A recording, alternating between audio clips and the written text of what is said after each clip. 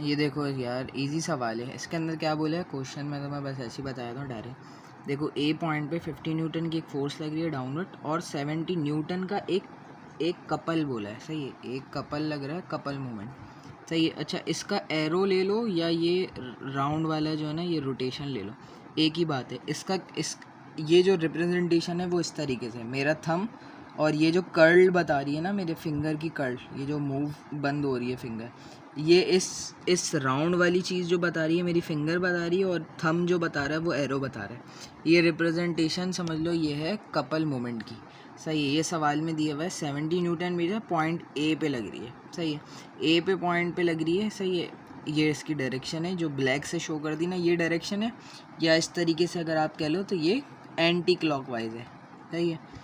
अब हमें ये जो पाइप है ना, इसकी जो है ना मास पर यूनिट मीटर दिया है, मास पर यूनिट लेंथ दिया है 2 kg। सही है। अगर ये 1 मीटर का होगा तो उसका मास 2 kg होगा, और अगर ये 1.5 मीटर का होगा तो उसका मास कितना हो जाएगा। डायरेक्ट इसको वेट में कन्वर्ट कर ले 9.8 से, ये हो जाएगा 24.24 न्यूटन का अप्रॉक्स। सही है ये पाइप। और ये जो है, ये मेरे पास कितनी लेंथ है, ये है 0.5 की।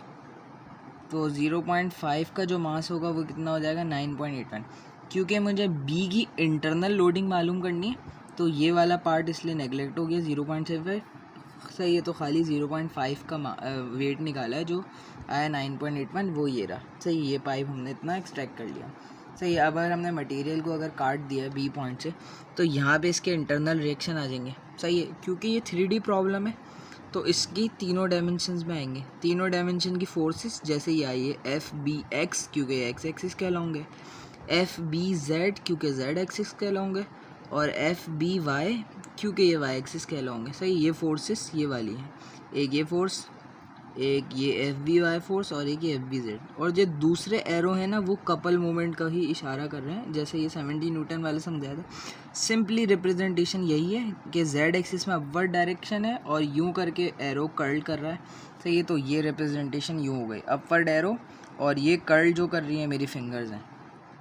इसी तरीके से y का भी यही है और x एक्सिस पे भी यही है। इनको उन्होंने नाम दे दिया रिस्पेक्टिवली MBX, MBY और MBZ। सिंपल सा, और कोई इशू नहीं है। अच्छा, ये मीटर में था, तो 1.25 का हमने वेट निकाला था 24.525। वो इसके सेंटर पे आ रहा होगा, तो 1.25 को डिवाइड बाय 2 करेंगे तो सेंटर का डिस्टेंस आ जाएगा कि इतना डिस्टेंस 0.625, और इधर से भी 0.625 के डाउनवर्ड ये फोर्स लग रही होगी।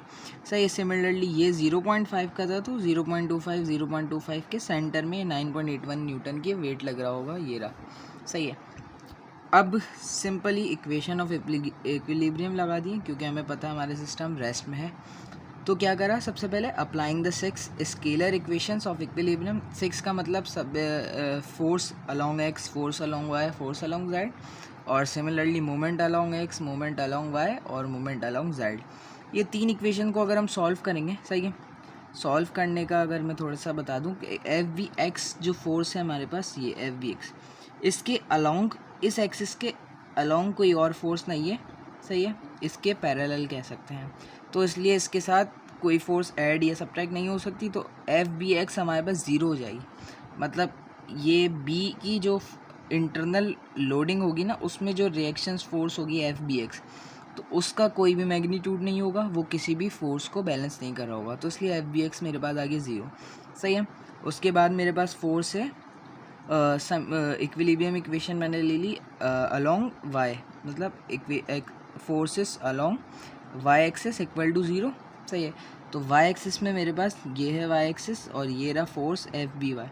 तो ये हमारे पास एफ बी वाई है। सही है। और ना ये फोर्स, ना ये फोर्स, ना ये फोर्स, ना ये फोर्स। सही, वो भी कोई वाई एक्सिस के अलोंग नहीं है, यानी ना उसके पैरेलल है या एंटी पैरेलल है। तो मेरे पास एफ वाई भी 0 आ जाएगा। सही है।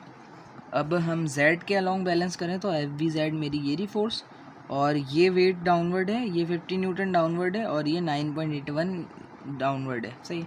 तो ये सब z एक्सिस के अलोंग है। सही है। तो यहाँ पे हमारे पास ये सब्ट्रैक्ट या ऐड हो जाएंगे रिस्पेक्टिव ऑफ दैट डायरेक्शन जो हमारे पास इसकी।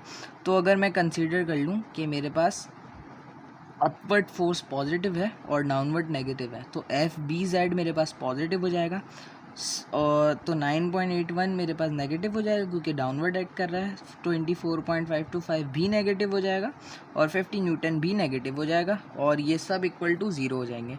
तो यहाँ पे एफ बी जेड एक अननोन है, जो कि हम इक्वेशन सॉल्व करेंगे तो हमें पता चल जाएगा ये हमारे जो बी पॉइंट पे इंटरनल लोडिंग है, जो रिएक्शन जेड एक्सिस के अलॉन्ग लग रहा है, उसकी जो फोर्स है ना, वो जो रिएक्शन बैलेंस कर रहा है फोर्स को, वो कर रहा है 84.3 न्यूटन। सही है, तो मतलब इसका कि इस बी पॉइंट पे जो अपवर्ड फोर्स मटेरियल लगा रहा है वो लगा रहा है 84.3 न्यूटन की। सही है, अब हम मोमेंट्स पे आ जाए तो मोमेंट्स अलॉन्ग एक्स एक्सिस हमारे पास ये एक्स एक्सिस है। सही है, ये वही रिप्रेजेंटेशन मैंने बताई, इसका मतलब थंब है जो ब्लैक एरो से शो हो रहा है, और ये जो रोटेशन दिखाई गई है ब्लू से, वो मेरे पास फिंगर की कर्ल है। सही है, तो ये मूवमेंट है। अब हम एफ बी एक्स के अलॉन्ग क्या क्या मूवमेंट आ सकते हैं, किस फोर्स की वजह से आ सकते हैं।